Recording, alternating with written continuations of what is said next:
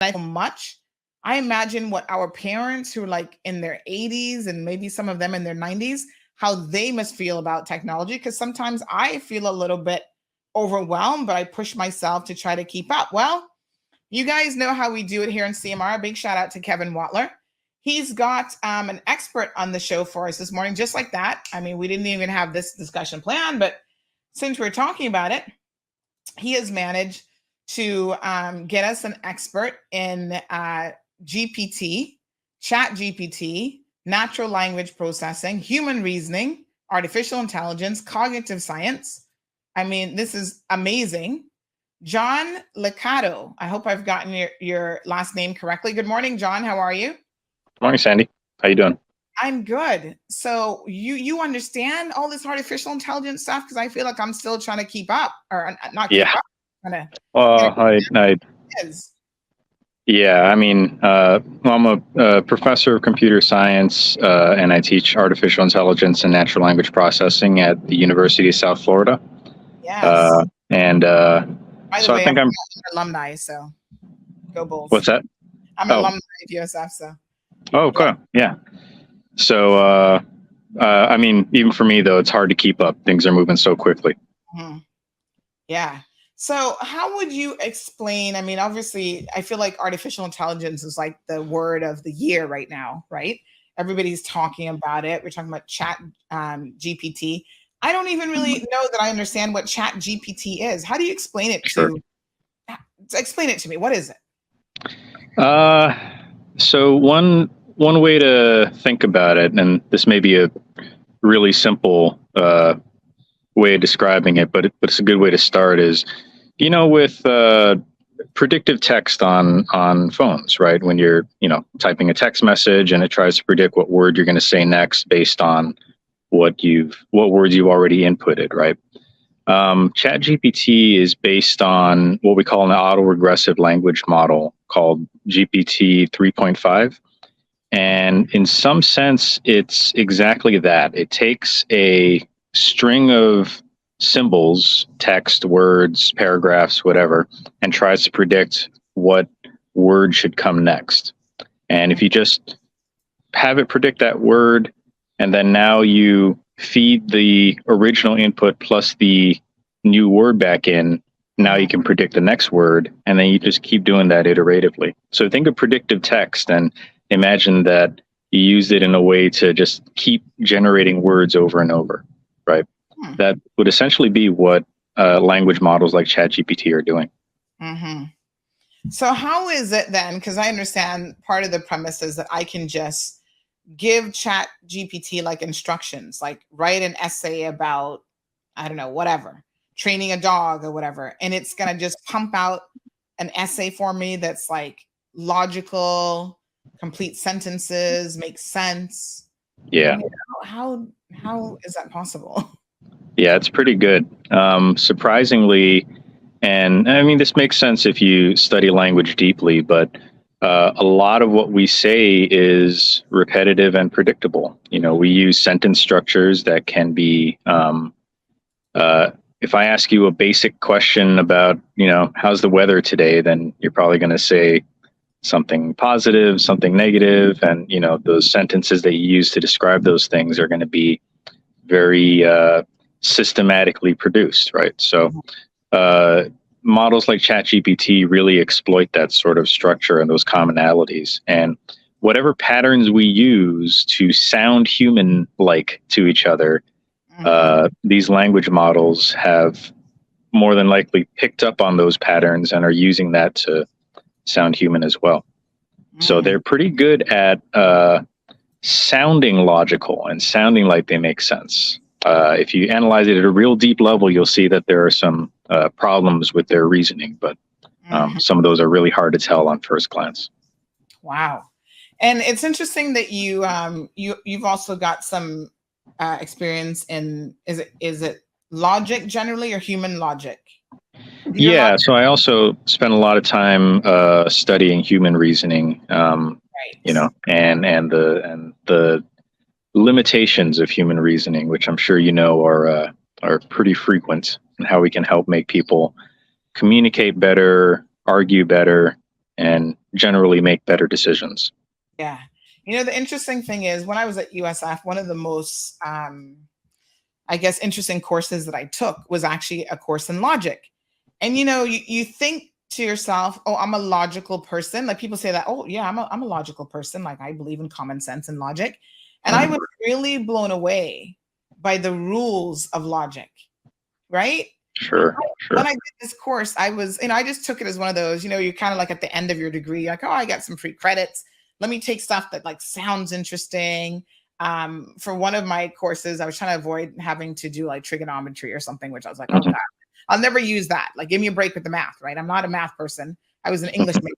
So I did Greek and Latin root words, which again, I thought, oh, this is going to be a great class.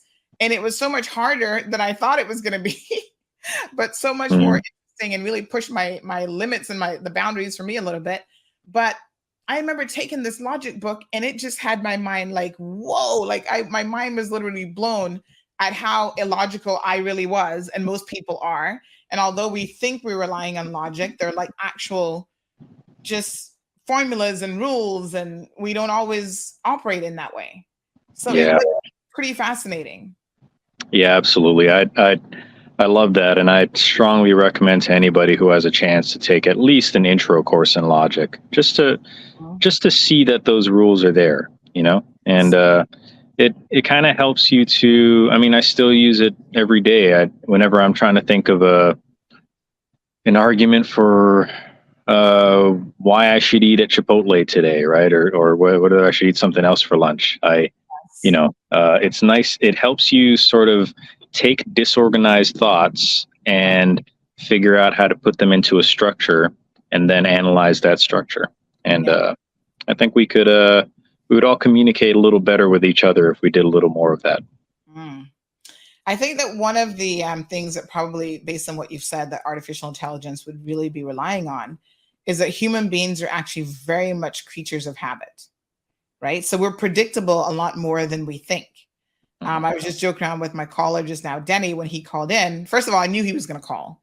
There's certain topics that for sure I know Denny is going to call in on. And I kind of was trying to predict that he was going to talk about like the national ID system and some of the concerns around a national ID, which our government is looking at implementing in the very near future. Um, so people are predictable. I see it all the time. So even language patterns are predictable, behaviors are predictable. The way that Yeah. we think is predictable, our thought patterns as well. How do you force people to not be as predictable, or is that a good thing? In some sense, predictability can be a good thing. There's a lot of domains in which, the standard answer to how we can think better is we tell people to slow down, right? Just the first answer that comes to your head, that's not necessarily the one you want to go with. But slowing down and thinking is not always a luxury that we have, right? There's some domains where you have to act quickly and you have to just do whatever comes to your mind first. And in that case, predictability is actually good. It's the reason that we have this instinct in the first place, right? Because it's served us so well in the past. Mm, Um, when it looks like someone is trying to use that predictability against you, then that's the time that you want to maybe slow down and try to do something out of the ordinary, right? mm, right. So yeah, that is super interesting. So Louis, in support of things like mobile banking, a lot of our seniors are struggling. You talked about the fact that um, the predictability is something in terms of the human race that has actually worked really, really well for us. And it's also built into like our instincts, which date back from when we were, thousands of years. We gained certain things sort of instinctually. So, like when you're in a situation where there's present danger, even the fight or flight response, that's part of our ancestral, heritage, I guess, if we can put it that way. But Yeah. those are things that have taught us how to survive when we're in a situation that could be life or death, right? Mhm. And a lot of times having that, because you don't have the luxury of you just oh, like let me work out the logic of this person's got a gun to my head. What am I going to do? So instinctively, Yeah. you just do something, and maybe 8 out of 10 times it's the right move and it saves your life. Is there a way to develop that skill even more? Like, is there a way to be more intuitive about even just thinking on your feet? Is there any way to kind of force the human brain to do that? Sure, yeah. And a lot of times the specific way you do that would depend on what domain you want to apply it to.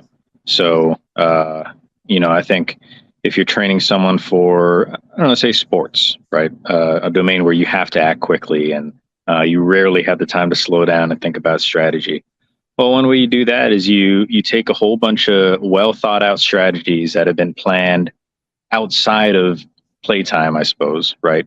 And sort of review them just over and over, right? And this is, football players have to memorize plays, right? That's an example of that. Memorize externally developed strategies and drill them into your head so that when you're on the field and you have no idea what to do next, these things that you've memorized will just pop into your head and you can actually move them from system 2, which is the sort of slow, deliberate reasoning processes we have, to system 1 if you do that kind of repetition. But that strategy might not necessarily work with, I'm not sure if you're a mathematician or in a field where you have to do this sort of systematic, or even in some fields of English, if you're a writer, right? This kind of quick thinking might not serve you so well. Right. So the short answer is it depends a lot on what you want to do best. Yes. So practice, the old adage that practice makes perfect, which, we're never perfect, but that's probably as close as you can get to practicing different types of scenarios. Yeah, I agree. Yeah. Huh. So interesting. So, I mean, what does the future hold? I mean, here in the Cayman Islands, we have a bank that just announced that, basically they're getting rid of counter staff. Some of the, they didn't say they were getting rid of counter staff, but basically I think that's what they meant. A lot of the functions available that you could do at a counter, like going up and doing a bank deposit, whatever, they're paring that down. So it's going to be, they're encouraging people to use online banking. To me, online banking is not anything revolutionary. In fact, I feel like, especially for a so-called offshore jurisdiction, we're probably a little bit behind, because most places in the world, I was just talking about in the US, you can deposit checks from your phone, and we don't even have that capability or anything near that here. All of our banks here, none of them there's no centralized banking system. Their systems don't really speak to each other, It's not like in the US, like, your banks have the numbering at the bottom that tells you everything, the bank, the account numbers, all that. We don't have anything kind of cohesive in that way. But in terms of what's happening around the world, what are we heading towards? I mean, I was talking about 3D printers, which is something that I don't quite understand, how a printer can print a physical thing, right? Yeah. What's emerging? Like, what's artificial intelligence really going to be doing? Yeah. So automation will accelerate for sure. Everybody saw automation coming, right? Everybody knew that this was going to be something that we have to face eventually. Mm-hmm. The pandemic really sped things up. It made it so that a lot of people left the workforce, and companies were not eager to pay other people to replace them. So they embraced the speeding up of automating a lot of jobs. With technologies like chat-GPT, I'll say this, the technologies underlying chat-GPT are not the most powerful tools that are currently available. There are technologies that researchers are familiar with that are much more powerful than the public version of chat-GPT. So automation is going to accelerate. I'm not going to make a claim that it's human level or will be within the next 2 or 3 years, but what I'm telling everybody is we need to prepare for it anyway, just because it's such a big change to have a artificial system that is capable of doing any kind of reasoning a human can do. That's such a big change in human history that even if it's not going to happen in the next 5 years, we wouldn't lose out by being prepared for it anyway. Wow. So we're gonna definitely see this in our lifetime. And I'm thinking, just as you were saying that, 10, 15, maybe even 20 years ago, there were these movies about artificial intelligence, like robots that go awry, horror movies, right? About what Mm-hmm. happens. And, I would watch a movie like that and go, oh, yeah, that's funny, but it'll never happen. We'll never have a robot that will be that good at Mm-hmm. human reasoning and acting human like or whatever, that they're literally going to be capable of replacing us. And yet, in restaurants now, they have robots that are taking your order, right? And able to translate the order back to the kitchen. I think the cooks are still human, but at some point that So could far, even change. Yeah. yeah, It is really mind-boggling. So yeah. how do we prepare for this, John? I mean, what do we do? Our elderly community, they don't even want to do online banking here. So how Mm-hmm. do we prepare? Like, I'm thinking my daughter, she's only 6 years old, Yeah. right? The technology that will be available to her, I'm sure is going to blow the socks off of, I got Yeah. an iPhone that I use 5% of its capabilities. How do we prepare ourselves for this? Mm-hmm. It's going to be a rough transition for sure. If human history has taught us anything, anytime we've had these massive technological shifts, like the shift from hunter-gatherer to agrarian, or the Industrial Revolution, these have always been accompanied by the need to dramatically change the societal values that served us well in previous generations. That is going to happen probably out of necessity at this point. It's the things that we value and the things that we value less, like, I don't know, art is not a highly paid profession, right? But that may be something that we should value more in a society where work is not necessarily something everybody has to do, right? I mean, I'm talking about a drastically different world that we need to prepare for. Wow. Or do you think, as humans, knowing what you know about human logic, that we're actually going to be prepared? uh, I think some of us can be. Yeah. And the divide, so I think before, the divide was more along the lines of like financial divide, the haves and the have nots. Is it Yeah, going to change to be more of a digital divide, like the people who this is understand technology and understand that?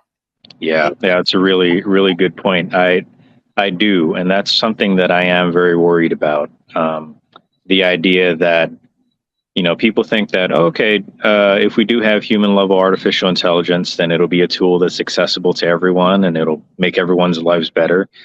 That is not something that we can assume. It is very possible that the means to control this technology could be restricted to those who have the money, right? Who have the money and the actual computing power. Systems like chat-GPT, they can be made so that the API is accessible to everybody, meaning that a lot of people with only a low entry point price can interact with the technology. But actually owning the underlying system is something that you need a lot of expensive hardware to do, a lot of expensive researchers to maintain and to train the system, right? So we do have to be very vigilant of this possibility that these technologies might fall into the hands of a few, the people who already are the haves in society. Right. All right. We got Denny on the line. Good morning, Denny. Morning. Good morning. Thank you for coming on and sharing your knowledge with us. What happens when the technology falls into the wrong hands? I was thinking about this even in terms of wars and conflict and scammers. And so, John, what's the potential for what it could do that's not good? I mean, I'm assuming that's probably limitless in a way. Sure. Yeah. I mean, it would be analogous to any other massively powerful weapon that has changed world history, right? Atomic weapons. But there's a big sense in which this technology is already being used by those who have malicious purposes, right? Misinformation, you know, the spreading of, for example, if you want to figure out how the world feels about something, and you go on Twitter and you read all the tweets, and you know, you say, oh, this is how the world feels about this topic. You can't assume that, because it might be that bots and language models have written a lot of those tweets, and there are coordinated campaigns to influence public opinion based on using these technologies. So that's already one example of a malicious use that we would expect to see more of with the language model technology. If we look at the individual with device, let's say a phone in their hands, what's their vulnerability to a criminal using that artificial intelligence to compromise a person's personal affairs? Yeah, so we already see that in the form of, you know, scams. Maybe say someone texts you out of nowhere and says, hey, they're with some official organization and they need some login information from you, or your social security number or something. And the old way to do it 5 years ago would be, okay, maybe talk back and forth with them a little bit and find out if they're actually human, if they actually know what they're talking about. But now, because we have conversational agents that can sound realistic and do this automatically, that may not be sufficient. So you have to now use more sophisticated strategies. For example, tell them, okay, give me a official phone number from your organization that I can verify using their website, and I will call you back before I give you any personal information. You know, the fact that everybody can contact you through your mobile phone means that almost anybody can reach out with you to try to scam you. In other words, the defense against high technology is low technology.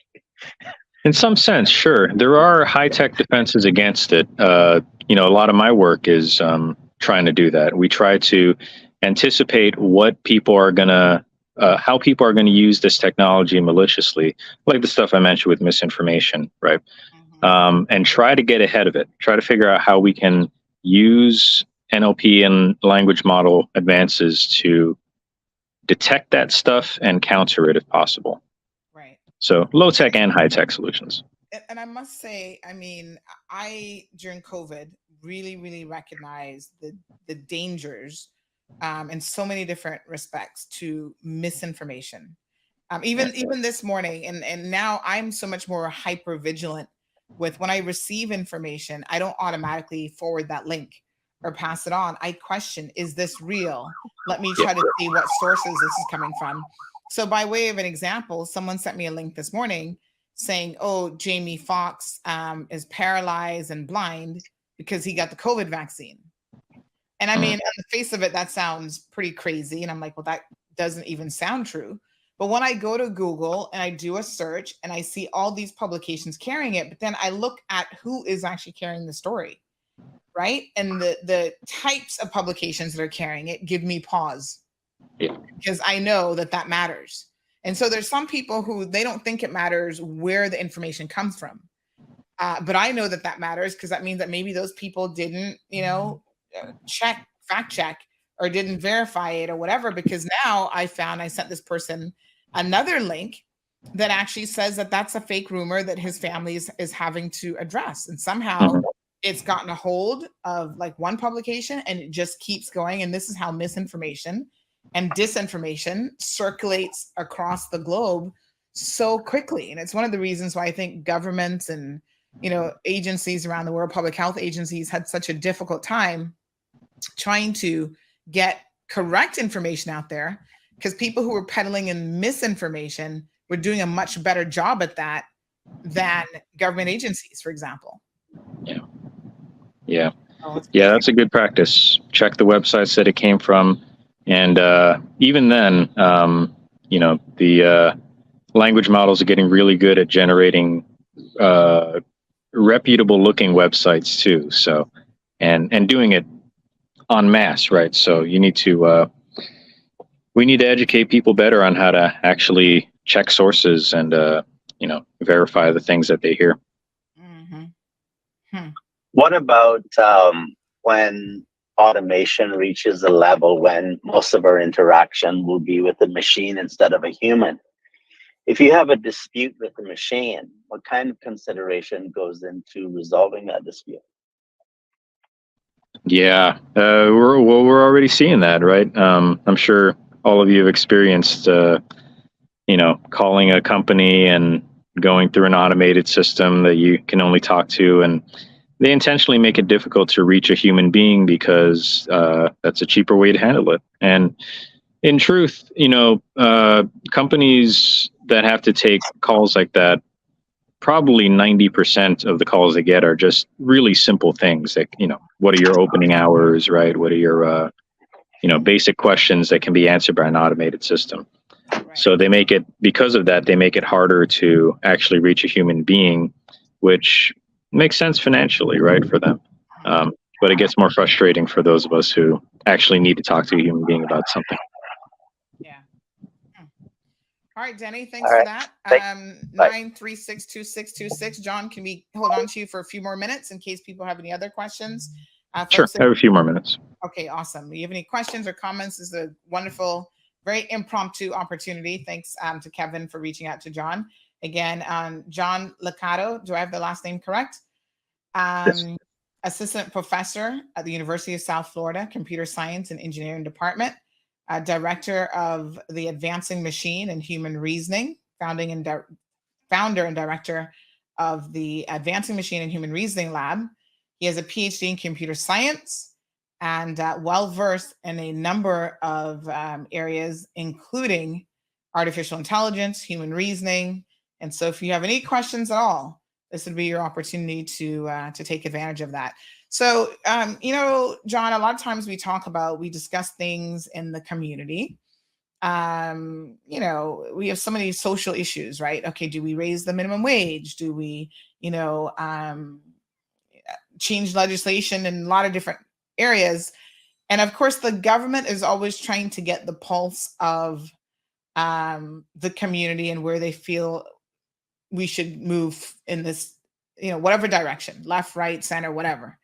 What is the best way for government to utilize technology, especially to gain access to people and understand what it is that people really want? Because I always find that you have a silent majority and a very vocal minority. And the vocal minority has access to social media.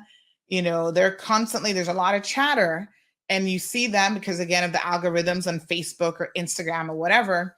Their commentary comes up on your page over and over and over again. How do you be inclusive as a government and get the opinions of other people who might not be as active in social media, who might not be posting everything the government does? Oh, I hate this, right? Because those are the ones that you see. But normally they're a small percentage of people. So what do governments do to sort of encourage or understand what their constituents want? Yeah, that's a great question. Something that I've spent a lot of time thinking about. There is a way of, I guess, like any technological advance, there's a good way to use it and there's a bad way to use it, right? And the bad way to use it would be to assume that, if you go on Twitter and you see the top ranked responses to a topic, then those are reflective of the general, will of the people, right?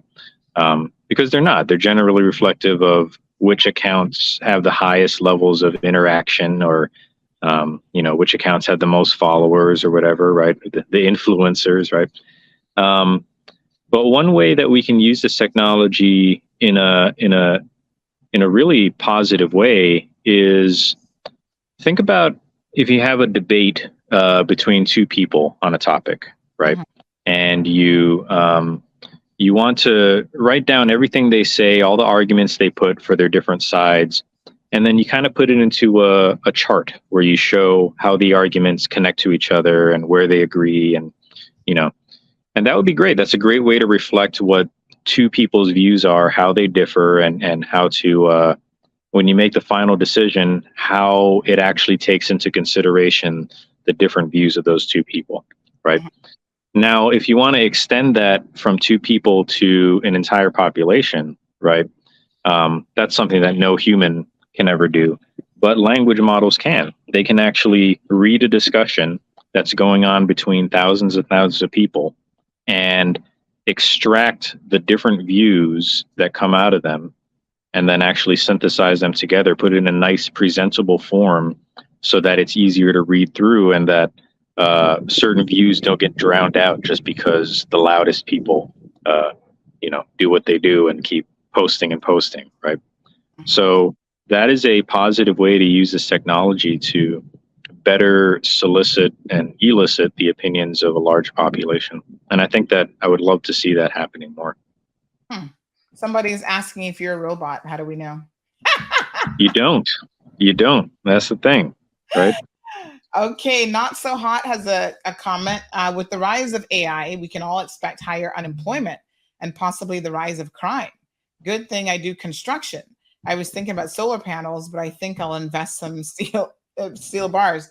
Okay, two questions I have out of this. Number one, I think that AI could be used to actually fight crime. So first question about unemployment. Is artificial intelligence more likely to create jobs versus destroy jobs? Do we even know the answer at this point? We don't know for sure. In the short term, it looks like we're still at that cusp where the opportunities made by AI will probably create more jobs than it removes, right? But we can't put any guarantees on how long that'll be the case. Right. And I mean, of course, that means then that your communities and your populations have got to be ready. You can't have people unwilling to embrace technology and then talk about, oh, artificial intelligence is going to take our jobs. We have to be at the forefront of it, which means knowing how to use it, how to create it, how to, you've got to have people who are tech savvy. So that means programs starting from, I guess, kindergarten all the way up that encourages young people to embrace technology and to do STEM and to, get involved in engineering and all these types of classes that really puts them in the right mindset to go into positions where they're not going to fear technology. They're going to embrace it and they're going to be part of the revolution as opposed to potentially being left behind. Because I think the greatest fear is that technology and advancements in technology leaves people behind. But that's only if you're not adequately prepared. Yeah, that's right. And we were talking a little earlier about, system one sort of automatic reaction processes and system two, like deliberate. It's a very common system one reaction to see these sorts of changes, which might, will affect almost every job. It's hard to find a job that will not be affected by this. Yeah. But it's a very common reaction to just have that emotional, sort of negativity towards it, right? Change is very, very difficult for all of us, right? But just understand that negative reaction is natural, but this is bigger than all of us, right? You have to adapt. Yeah. And so the next question, which you've kind of already touched on from what Not So Hot said, Not So Hot thinks that he's safe because he's in the construction industry. And of course, we know that is not the case. So there's no industry that can sit back and say, well, I could never be replaced, or I could never have my industry impacted by advances in technology, by artificial technology, or any of that kind of stuff, right? Nobody's safe.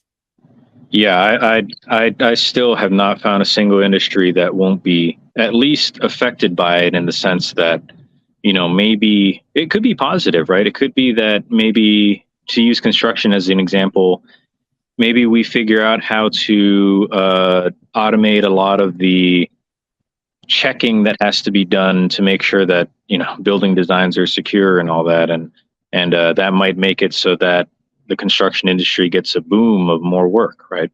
It could be that sort of thing. But it is going to affect every industry in different ways. This person says chat-GPT had billions of users within months. At least 10 industries and jobs will become obsolete. I wonder what those 10 industries are. Yeah. And nobody's safe. Yeah. No, I mean, but like you said, I mean, we shouldn't focus on it necessarily being a bad thing or a negative thing, because it has the potential. It can certainly improve people's lives. Yeah, I think that's the best way to approach this. Take a mindset where you say, look, there are some bad things that could happen, and I need to watch out for those. But I also need to keep my eyes open for the benefits that can come from this technology. And if you take that middle round and you don't, that middle position, and you just sort of look at the changes in the world with an open mind, you'll be in a safer place. All right, folks. Well, John, thank you so much. We really embrace this opportunity and appreciate you coming in the program. Hopefully we can have you on again in the future and talk about some other aspects of technology and certainly artificial intelligence. I saw something recently, which I'll dig into here in a second with my listeners, but there was a lot of concern about hospitals in particular being very, very vulnerable with patient records and their systems not being protected. So again, I think there's a lot that has to be done around security to ensure that people who want to misuse technology, who want to misuse artificial intelligence, will actually make it as difficult as possible for them to successfully be able to do that, right? Yeah, absolutely. Yeah, and thank you for having me. Yeah, absolutely. Thanks, John. We appreciate it. Bye. All right, folks. Not every day you have an expert like that that's available to us right here in the Cayman Islands. So we appreciate the questions and comments that came in. Listen, I think the way to think about this and the way to feel about this, it's uncertain without a doubt, and that makes people uneasy. But you're not going to have a choice probably, and how it's we're not the drivers of the technology, to be very, very clear. Although I suppose we could be doing more, even in this jurisdiction, we could be preparing our young people more so that they could be part of the forefront for the Caribbean. You guys saw, I think it was last week, I played a video out of Jamaica where the Prime Minister of Jamaica was talking about, trying to encourage his people, saying we're on the verge of digital currency. That's where we're going. That's what we're going to be doing. And whilst I don't think any country in the Caribbean is really ready for digital currency, I think even having the conversation, I'm going to see if I can find this again. I think that, even having the conversation is important, because it starts to prepare people. If you don't even know what digital currency is, listen to this. In the coming weeks and days, I'll be making certain announcements regarding the acceleration of Jamaica's intention to become a fully digital society.